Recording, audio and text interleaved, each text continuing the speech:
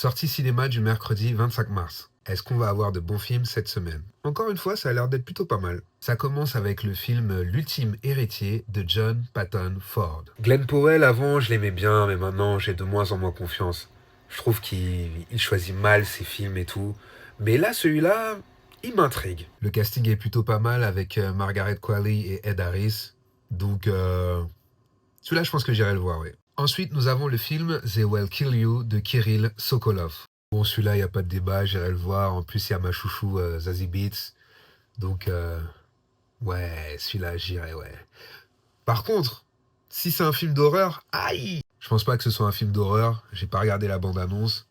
Je pense que ça a l'air d'être un truc assez trash. Moi, si c'est trash, ça va.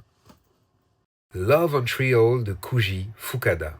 Je connais un petit peu la filmo de ce réalisateur. Il avait fait un film que j'aimais beaucoup qui s'appelait Harmonium.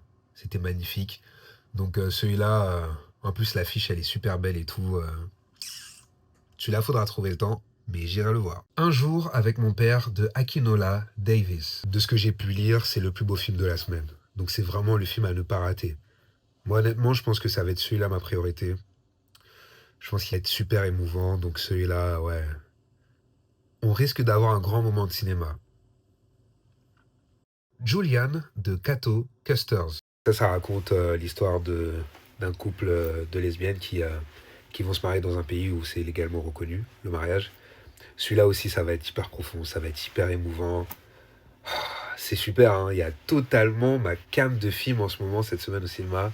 Je vais me régaler. Bon, comme d'habitude, je vais pas tout citer, mais il y a un film que je n'ai pas encore cité et que certains ont pu voir avant tout le monde. Ça s'appelle Anémone de Ronan Day-Lewis. Et oui, dans ce film, il y a probablement un des plus grands acteurs de tous les temps, Daniel Day-Lewis.